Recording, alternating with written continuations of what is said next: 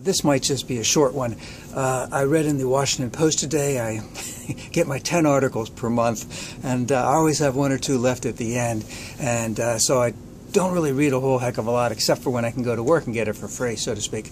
But Kathleen Parker, a noted writer in the Washington Post, wrote the sacrifice of this person's name, and I would call it really the sacrifice of the half-term governor of Alaska. Now, Kathleen Parker, I read her a little bit. I see her on the talk shows a little bit. She's a very attractive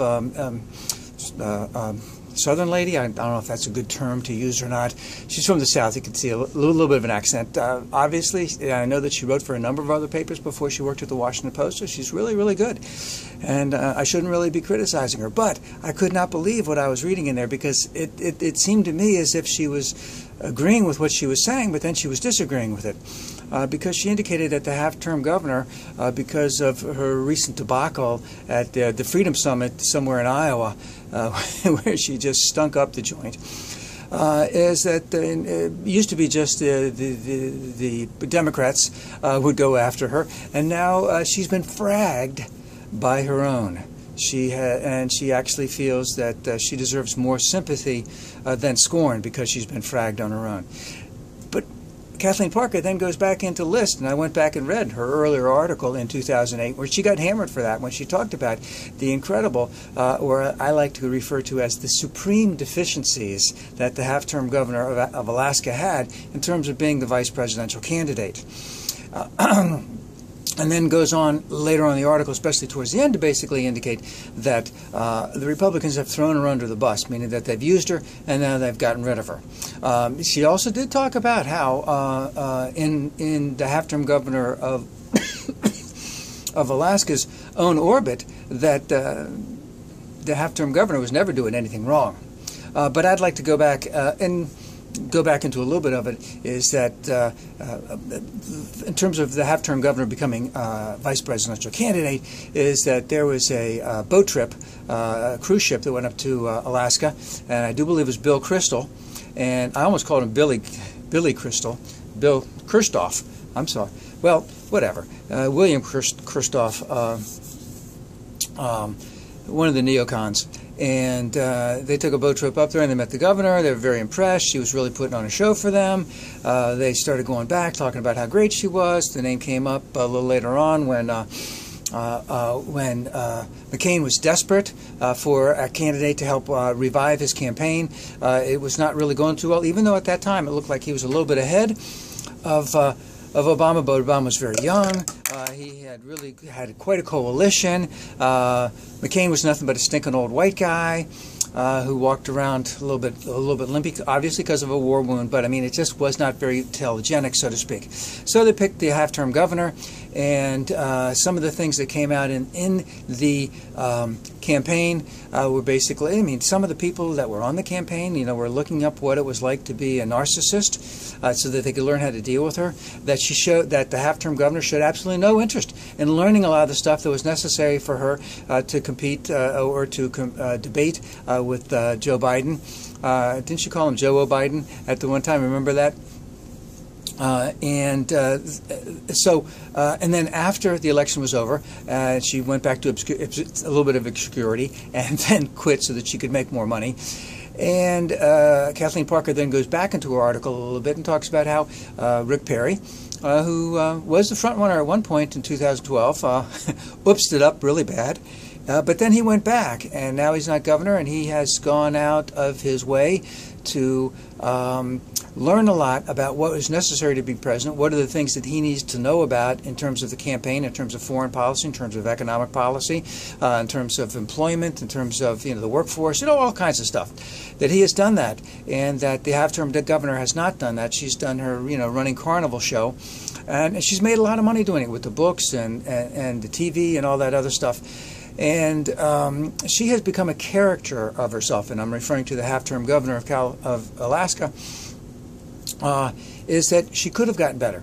She could have done a number of things that would have helped make her a viable candidate, and she did not do any of those things.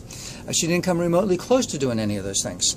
And if I do remember correctly, in 2012 she had her own little book tour where she had her own little bus where she went around. and just teased everybody. She knew she wasn't going to do it then, but this was, to help sell her book. She was a good promoter. I'll give it that. Very, very good. Now, one of the things that Kathleen Parker said that I won't say I disagree with, but I don't quite grasp, because whenever I saw the half-term governor running as a vice presidential candidate, I saw her with all her kids. And I sort of thought that maybe she took them out of school for that semester, because from September to November, something like that. Now, maybe I'm wrong, but Kathleen Parker says, the spotlight got to her. She was just a little bit player out of Alaska. The spotlight away from her kids, away from her family, away from the places that she's grown accustomed to. But I thought that her kids were with her, and I thought she loved the limelight.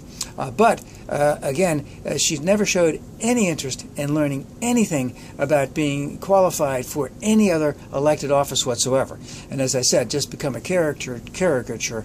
And the debacle that she had at the Iowa Freedom Summit, remember, freedom is always in there, was painful to watch. Even I don't even watch that stuff, but I mean, just seeing some of this stuff, because normally it doesn't make any difference if I'm looking at a conservative website and they mention that person's name. I don't bother to look. If I'm on a progressive website and they mention the half-term governor's name, I don't bother to look, because there's nothing that person can say or do will have any interest that I have any interest in whatsoever.